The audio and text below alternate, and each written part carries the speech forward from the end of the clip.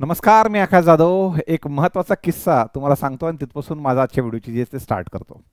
मागे एक 4-5 वर्षाआधी माझ्याकडे एक विद्यार्थिनी होती, जी इथे संभाजीनगरमध्ये एक प्रतिथयश प्रायव्हेट कॉलेज आहे. त्या प्रायव्हेट कॉलेजमधून तिने BE कम्प्युटर सायन्स केलं होतं.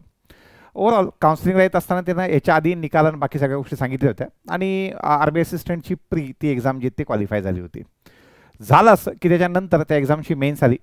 मेन्स आल्याच्यानंतर मेन्समध्ये जितके मार्क्स त्या एक्झाममध्ये लागतात त्या 40 पैकी 14 मार्क पडण्याऐवजी साधारणतः त्या विद्यार्थीला एक 7-8 मार्क पडले होते. मी तिला 2-3-4 वेळेस विचारलं की तुम्ही शुअर आहात की तुम्ही BE अर्थात बॅचलर ऑफ इंजिनिअरिंग केलेलं आहे? ती म्हणे हो सर. आणि तुम्ही हेही शुअर आहात की तुम्ही कम्प्युटर सायन्समधून इंजिनिअरिंग केले? ते म्हणे हो सर. त्याच्यानंतरही कट ऑफ राहण्याच्या पाठीमागचं कारण विद्यार्थी त्याच्यामध्ये गफलत करतात. ती गफलत आहे की माझं BE कम्प्युटर झालेलं आहे म्हणजे मला कॉम्पिटिटिव्ह एक्झामचं कम्प्युटर अवेअरनेस जे ते सगळं येणार आहे. तर हे जे दोन आहेत, त्याच्या दोघांमध्ये कॉमन पार्ट आहे नो डाऊट, पण भरपूर सारा अनकॉमन असा पार्ट आहे. त्यामुळं टेक्निकल ग्रॅज्युएटसुद्धा या ठिकाणी मार्क खातात. तर साधारणतः अशा विद्यार्थ्यांना मी नेहमी माझ्या व्हिडिओच्या माध्यमातून सांगत असतो की तुम्ही या सेक्शनमध्ये या पार्टमध्ये जास्त ओव्हर कॉन्फिडंट राहू नका. आजचा व्हिडिओ जो आहे तो आजच्या व्हिडिओच्या माध्यमातून मी तुम्हाला कम्प्युटरचं महत्त्व आधी वेगवेगळ्या एक्झाममध्ये सांगितलेच आहेत. सध्या IDBIच्या 2 मोठ्या एक्झाम्स ह्याच महिन्यामध्ये होऊ घातलेल्या आहेत, ज्यामध्ये IDBI JAMची एक्झाम आहे, IDBI एक्झिक्युटिव्ह एक्झाम आहे. मागे IDBI SOची एक्झाम आली होती. त्यानंतर ह्याच महिन्यामध्ये RBI असिस्टंटची मेन्स आहे, ज्याच्यामध्ये आपलं जे सिलेक्शन्स आहेत ते कम्प्युटर सेक्शन भोवती फिरतं. जर का आपल्याला टोटल मार्क्स अर्थात कट ऑफ काढल्याच्यानंतर सेक्शनल कट ऑफ काढल्याच्यानंतर टोटल मार्क्स जर ती पातळी गाठायची असेल तर त्यामध्ये सगळ्यात महत्त्वाचा कॉन्ट्रीब्युटर क्वांट नाही आहे, रिझनिंग नाही आहे, इंग्लिश नाही आहे, GA नाही आहे. तो एक सेक्शन आहे, तो सेक्शन आहे कम्प्युटर अवेअरनेसवाला पार्ट.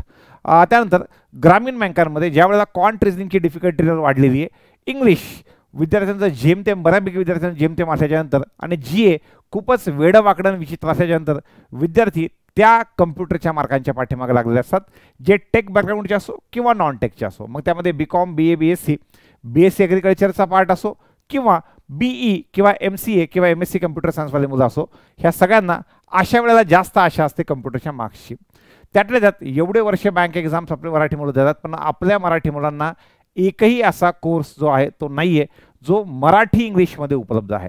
तर कम्प्युटर अवेअरनेसचा आपल्याकडे पहिल्यांदाच मराठी इंग्लिशमध्ये साधारणतः व्हिडिओ ऑन डिमांड बॅच जे ती सुहास सरांनी कंप्लीट केलेली आहे, त्याबद्दलची डिटेल पुढच्या 5 मिनिटांमध्ये सांगतो. साधारणतः ही बॅच तुमच्या सगळ्या कॉम्पिटिटिव्ह एक्झामसाठी कामाची आहे. ह्याचं ओरिएंटेशन एखाद्या विद्यार्थ्यांना कॉलेजचे युनिव्हर्सिटीचे सब्जेक्ट शिकवणं नसून कॉम्पिटिटिव्ह एक्झामला काय लागतं आणि कॉम्पिटिटिव्ह एक्झामचा पार्ट जो तो त्यामध्ये कव्हर केलेला आहे. प्रत्येक all the topics covered as per syllabus. त्यानंतर चॅप्टर वाईज थेरी आणि समरी, या सगळ्या पार्टला चॅप्टर वाईज डिवाईड करून त्याची थेरी, त्याची समरी आणि त्याचा व्हिडिओ ह्या पार्टमध्ये डिवाईड केलेला आहे. एक्झाम ओरिएंटेड क्वेश्चन्स त्यामध्ये सरांनी कव्हर केलेले आहेत.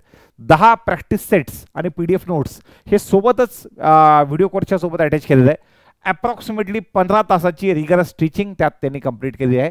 15 तासाची रेकॉर्डेड आवर्स, 15 वेगवेगळे लेक्चर नाही तर 15 आवर्स ऑफ टीचिंग त्यामध्ये केलेली आहे. ज्यावेळेस बॅच स्टार्ट करायचे किंवा रेकॉर्डिंग स्टार्ट करायच्या आधी आमचं डिस्कशन झालं. मी त्यांना सांगितलं सर खूप लांब लचक 30, 40, 50 तासाची नका करू. आता 15 तासाची कंप्लीट आहे, अप्रॉक्सिमेटली जास्तीत जास्त याला 25 पर्यंत जाऊ द्या. आणि जसा जसा पॅटर्न बदलतो त्यामध्ये ते क्वेश्चन्स ॲड करा. तर 25 तासाच्या वर जाऊ नका. रिझन विद्यार्थ्यांची ती मानसिकता नाही की त्यांना 50, 60, 70 लेक्चरचा पार्ट अटेंड करायचा आहे. त्यांना शॉर्ट अँड स्वीट असं ऑप्शन जे ते विद्यार्थ्यांना पाहिजे. आणि जितकेही हिंदीमधले ऑप्शन्स विद्यार्थ्यांना अवेलेबल आहेत, अचानक ज्यावेळेस त्यांना कम्प्युटर करायला सुचतं, IDBIची एक्झामची लास्ट डेट काल परवा होती 6 तारखेला, 31 तारखेला एक्झाम आहे. हे 20-30 दिवसामध्ये तो 70-80 लेक्चर बघू शकत नाही. त्याला एकदम तेवढाच पार्ट पाहिजे. तर सध्या तो 15 तासाचा बनवलेला आहे. तो पुढच्या काही दिवसात 20 किंवा 25 तासाचे लिमिटेशन्स आपण त्याला टाकून देऊ, सो दॅट कमी वेळेमध्ये सगळा पार्ट जो तो कव्हर झाला पाहिजे. All videos are covered from basic to advance. एकदम अशा विद्यार्थी जे नॉन टेक बॅकग्राऊंडचे आहेत अशांपासून स्टार्ट करून तो ॲडव्हान्स लेवलपर्यंत जो त्यांनी नेलेला आहे. आणि त्यामध्ये स्पेशल अटेन्शन अशा विद्यार्थ्यांवर ठेवलेलं आहे ज्यांचं की टेक्निकल बॅकग्राऊंड नव्हतं. नॉन टेक बॅकग्राऊंडची मुलं ज्यांनी कळत नकळतपणे MSc कंप्लीट केलं किंवा केलं नाही, अशा विद्यार्थ्यांना डोळ्यासमोर ठेवून साधारणतः त्यांनी हा सगळा पार्ट जो तो शिकवलेला आहे. त्यामध्ये रेग्युलर टेस्ट आणि व्हिडिओ एक्सप्लेनेशनसुद्धा आहे.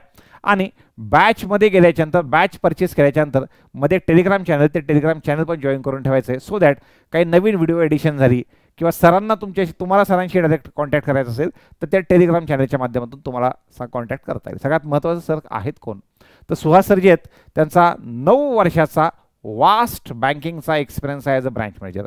त्यांनी स्वतः मास्टर ऑफ कम्प्युटर ॲप्लिकेशन अर्थात MCA कंप्लीट केलेला आहे आणि सोबत IIBFचे महत्त्वाचे सर्टिफिकेशन JIB आणि CIB दोन्हीसुद्धा त्यांनी कंप्लीट केलेले आहेत. IBC 2016 कंप्लीट केलेला आहे. अँटी मनी लॉन्ड्रिंग KYC त्यानंतर हा सुद्धा पार्ट त्यांनी कव्हर केलेला आहे. ग्रामीण बँकेत तर त्यांचं सिलेक्शन झालेलं आहे. ICICI PO आणि बाकीसुद्धा रेल्वे पोस्ट एक्झाम जे आहेत ते त्यांनी याआधी क्रॅक केलेले आहेत. तर त्यांचा मुळात बँकिंगचा एक्सपिरियन्स जास्त असल्यामुळं बँकिंगच्या विद्यार्थ्यांना लागतं काय साधारणतः हा उद्देश त्यांनी समोर ठेवून बॅच जी ती स्टार्ट केलेली आहे. ही बॅच सध्या तुम्हाला प्रथम या ॲपवर अवेलेबल आहे. बॅचची फीस 500 प्लस GST अशी आहे. जर बॅच घेताना काही अडचण आली तर खाली तिकीट लाईनमध्ये जे नंबर दिलेत बघा त्या नंबरला एकदा पाहायचं आहे, त्या नंबरवर तुम्हाला कॉन्टॅक्ट करायचा आहे. सो दॅट तुम्हाला जी काही अडचण आली ती अडचण ते दिलेले नंबर्स तुमचे जे ते सॉल्व्ह करून टाकतील. हीच माहिती मला या व्हिडिओच्या माध्यमातून द्यायची होती. सध्या आलेल्या RBI असिस्टंटच्या ॲडव्हर्टिजमेंटसाठी आणि IDBI JAM आणि IDBI एक्झिक्युटिव्हसाठी मला असं वाटतं ह्याचा खूप जास्त बेनिफिट तुम्हाला होईल.